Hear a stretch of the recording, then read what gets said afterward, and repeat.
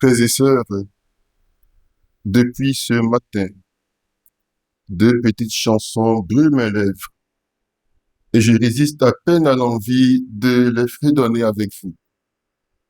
Le premier est celui-ci. Il est l'agneau et le pasteur, il est le roi de serviteurs. Pouvons-nous prendre ensemble? Il est l'agneau et le pasteur, il est le roi de serviteurs. Le second, c'est celui-ci. Christus vincit, Christus regna, Christus imperat. Pour nous reprendre ça ensemble, ça tout le monde devrait le connaître, non, ces gens-là. Allons-y ensemble. Christus vincit, Christus regna, Christus imperat. C'est un chant chrétien. Tout le monde devrait connaître cela. Beaucoup ont oublié parce qu'on ne chante plus souvent cela. Frères et sœurs, la solennité du Christ roi que nous célébrons ce dimanche est une fête catholique importante qui met en avant la royauté et l'autorité universelle de Jésus-Christ. Instituée en 1925 par le pape Pie XI, cette fête est célébrée le dernier dimanche de l'année liturgique, juste avant l'Avent, pour précisément démontrer au monde séculier que Jésus-Christ est le Seigneur de l'univers, le roi du monde. C'est d'ailleurs pourquoi on organise sur les paroisses à travers le monde des processions du Très Saint Sacrement à la place d'une véritable procession. Nous vous proposerons à la fin de cette Eucharistie une petite célébration du salut au Saint Sacrement. J'espère que vous serez assez patient pour vivre cela avec nous. Ce sera pour nous une manière aussi de rentrer dans l'économie de cette fête qui consiste à maintenir vivante la suprématie de la royauté de Jésus-Christ. Maintenir la suprématie de la royauté de Jésus-Christ sur toutes les autres royautés. Dans la première lecture, il nous est donné de voir comment David, après avoir vaincu tous ses ennemis, a été établi roi sur tout Israël. Son royaume, grand et puissant, est devenu le symbole du royaume de paix et de justice que Dieu établirait un jour sur terre. C'est dans ce sens qu'une promesse fut faite à David par le prophète Nathan. Une promesse selon laquelle la royauté de David durerait éternellement.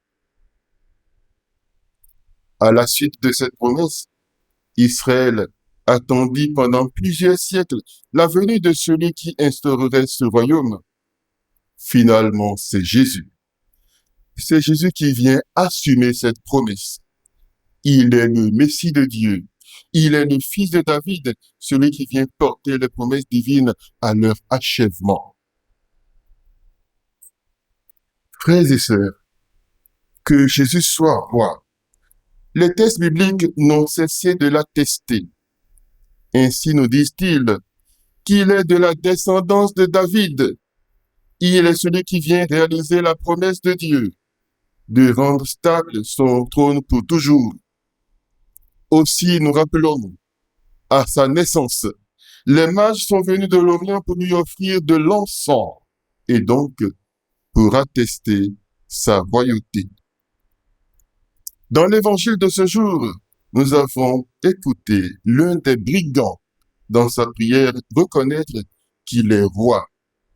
Souviens-toi de moi, Jésus, quand tu viendras dans ton royaume. Mais au-delà de toutes ces reconnaissances, c'est paradoxalement dans le récit de la crucifixion de notre évangile que nous trouvons la pleine mesure de la royauté de Christ. Une royauté qui n'a rien de comparable à celle des puissants de notre monde. Alors que Pilate lui demandait s'il était roi, Jésus lui répondait, oui, je suis roi, mais mon royaume n'est pas de ce monde. Lorsque le Christ dit à Pilate que son royaume n'est pas de ce monde, il ne veut pas dire que son règne ne peut pas exister maintenant. Il affirme plutôt qu'il n'est pas basé sur le modèle que nous offre le monde que nous connaissons.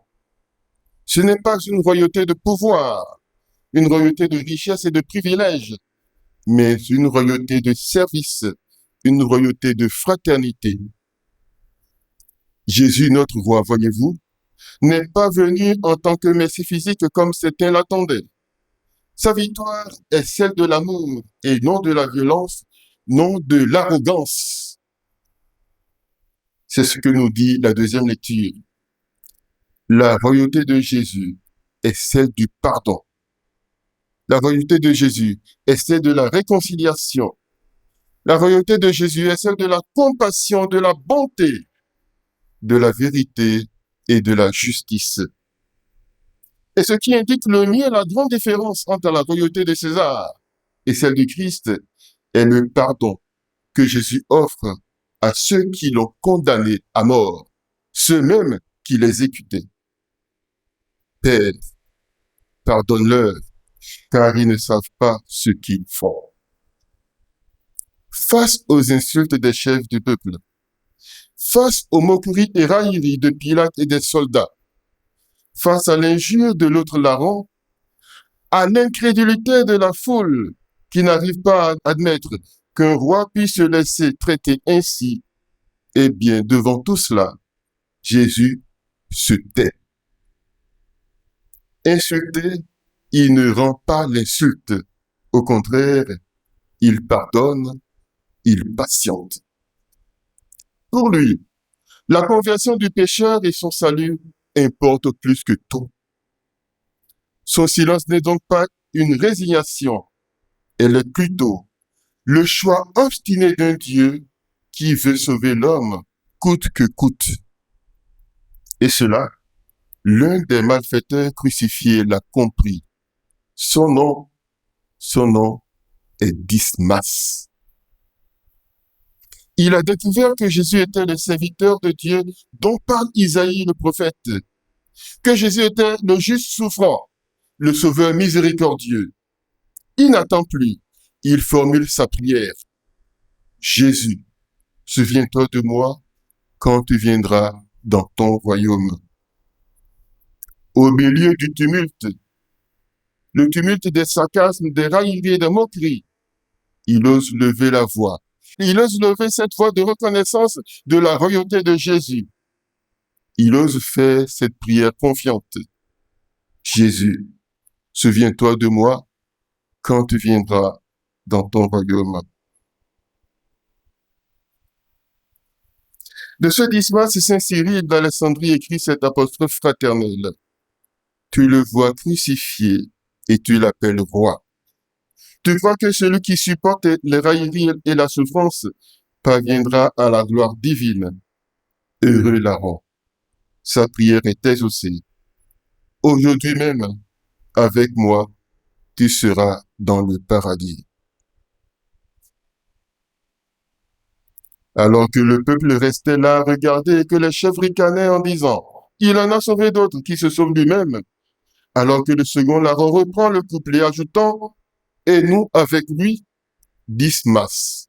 Celui que la tradition nomme le bon larron fait preuve d'une lucidité exceptionnelle. Il proclame Jésus roi. Non au sens caricatural de l'écriteau placé sur la croix, mais en lui donnant son sens peigné.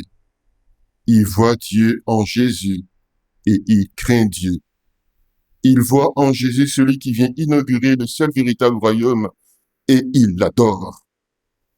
Merveilleuse illumination. Imaginons la question que le docteur aurait posée au bon larron pour savoir comment il avait compris ce que eux-mêmes n'avaient pas été capables de comprendre. Saint Augustin lui prête cette réponse. Jésus m'a regardé simplement et dans son regard, j'ai tout compris. J'ai compris qu'il était l'amour. Oui, mes frères, mes sœurs, il est amour. Il n'est qu'amour. Il ne peut qu'être amour. Frères et sœurs, la miséricorde de Dieu et son pardon sont sans limite. La grâce accordée excède infiniment la prière de demande. La messianité de Jésus et la littéralité de l'écriteau soudain coïncident. Cette concomitance est inaugurale. Jésus regagne le paradis, escorté d'un malfaiteur, mais d'un malfaiteur repenti. D'un seul coup, non seulement le larron est absous, mais il est sanctifié. Il lui est donné la grâce de voir le règne de Dieu.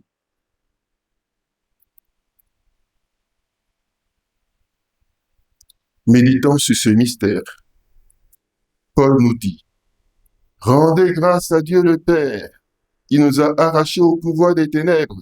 Il nous a fait entrer dans le royaume de son Fils bien-aimé, par qui nous sommes rachetés et par qui nos péchés sont pardonnés.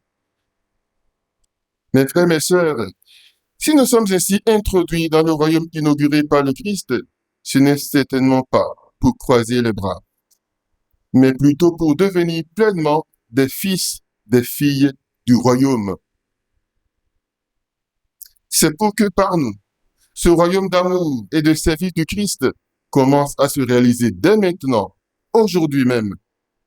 Et ce royaume, il existera pleinement lorsque les pauvres, les persécutés, ceux qui souffrent, ceux qui sont rejetés, y trouveront leur juste place. Il existera pleinement ce royaume lorsque nous deviendrons tous des serviteurs, des servantes de nos frères, de nos sœurs. Car vous le savez, le Fils de l'homme n'est pas venu pour être servi, mais pour servir et donner sa vie en rançon.